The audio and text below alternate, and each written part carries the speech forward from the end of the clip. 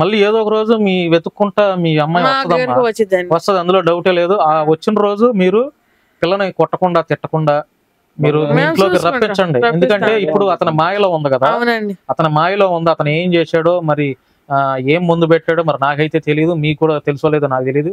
ముందు పెట్టాడు అని మీరు చెప్తే నేను కూడా వినటమే.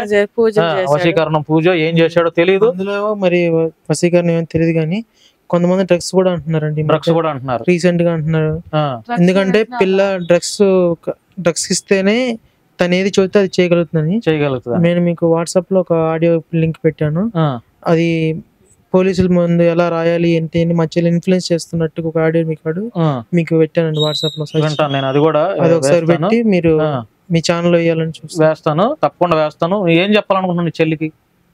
ఏం చెప్పాలనుకోవట్లేదండి, తన తిరిగి నేను ఏం చెప్పినా గానీ తన ట్రాన్స్ లోనే ఉంది కాబట్టి ఏం చెప్పినా తను అర్థం చేసుకోవట్లేదు. ఒక్కసారి మా చెల్లిని ఇక్కడ మాకు అప్పితే మానసిక వైద్యుల పరీక్షలలో వాళ్ళ పర్యవేక్షణలో మా చెల్లిని ఒకసారి చూపించుకుని కరెక్ట్ గా మెంటల్ గా బాగానే ఉంది అంటే డాక్టర్లో చదివితే ఆ మాట వాళ్ళు చదివితే కదండి, వాళ్ళు చదివితే నేను చదివితేనే కాదు, ఒక డాక్టర్ సర్టిఫైడ్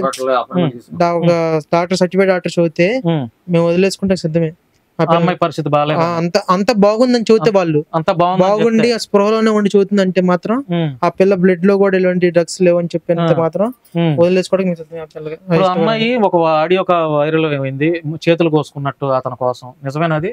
మా చెల్లి చేతులు కోసుకోలేదు, మా చెల్లి కోసమే ఆవిడ కోసుకోవడం అయితే జరిగింది. మీ చెల్లి కోసం? మా చెల్లి కోసం. అంటే ఇప్పుడు ఓపెన్ గా చెప్పండి తమ్ముడు, ఇప్పుడు ఇద్దరు ప్రేమించుకుంటున్నారా?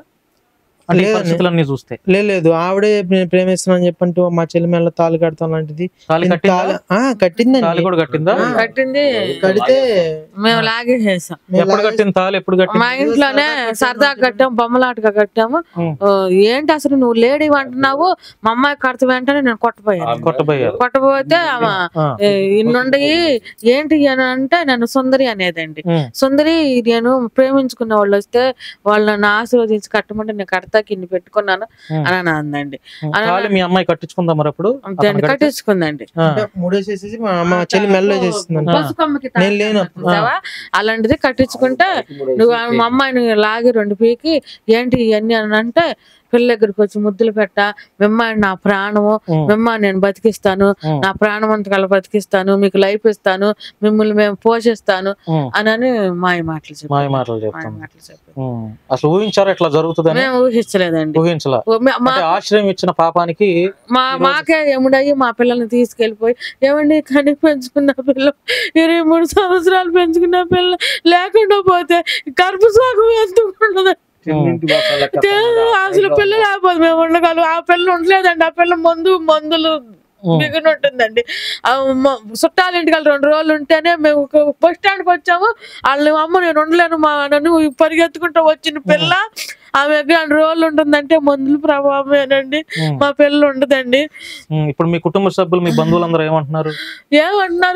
ఆ పిల్ల అంత చక్కని పిల్ల అంటే వదిలే మా తోడుకాళ్ళు మా బావులు ఎందుకు మీరు కాడ ఆమె దగ్గరికి వెళ్ళిపోండి బతికిచ్చిద్ది శిష్యురాలుగా శిష్యురకం జారని అంటున్నారు. మాట్లాడుతున్నారు. మా ఆడబిడ్డ అయితే మీ అమ్మని పంపించేసాయి ఆ పిల్ల వెనకాల మెమ్మకాడ లేడీ మెమ్మకాడ శిష్యురేక మెమ్మను అని అంటుంది పిల్లాడిని. అసలు అన్ని సంవత్సరాలు పెంచుకున్న పిల్లాడిని మా పిల్ల చదువుకుంటాకెళ్ళి వచ్చేదండి. ఆ దరిద్రం మంగళగిరి వచ్చి మా పిల్లకి శాపం అయిందండి. అసుంటోండి వండుకోకుండా రెండోసారి 2 ఆడపిల్లను బాధితురాలు చేయకోకుండా మీరు శిక్షించాలని మేము కోరుకుంటున్నామండి. ఇరుగు పొరుగు వాళ్ళు ఎట్లా చూస్తున్నారమ్మా? ఇరుగు పొరుగు వాళ్ళు మమ్మల్ని అంటే మేము బయటకు వెళ్తాం లేదండి,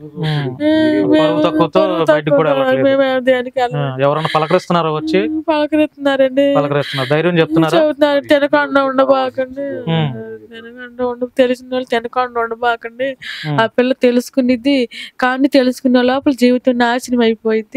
ఈ లోపల ఎవరైనా సహాయం మీలాంటి మీడియా వాళ్ళు సహాయం చేసి రప్పించుకోండి, పిల్లలను బదనం చేసేది వ్యభిచార రూపంలో దించే ఎవరికన్నా అమ్మేసుకునిద్దామో రాష్ట్రం దాటి రాష్ట్రం వెళ్తే మీరు ఎక్కడ చూస్తున్నారు, ఏం చేస్తున్నారు, మన పరిస్థితి తెలుసమ్మా? పిల్ల ఎక్కడుందో తెలుసా? ఇప్పుడు కుక్కడపల్లిలో ఉందని నిన్న సిఐ గారి దగ్గరికి వెళ్తే బాబుతో అన్నాడంట. కుక్కడపల్లిలో అంటే ఒక ఏంటి ఇల్లు ఏమన్నా తీసుకుందంటండి. మా ఇద్దరు పెళ్లి అయిన వాళ్ళు, ముగ్గురు మా అమ్మాయి లాగా వచ్చిన వాళ్ళు, వాళ్ళక్కడ ఇట్టాగే నాతో నేను వస్తున్నాను.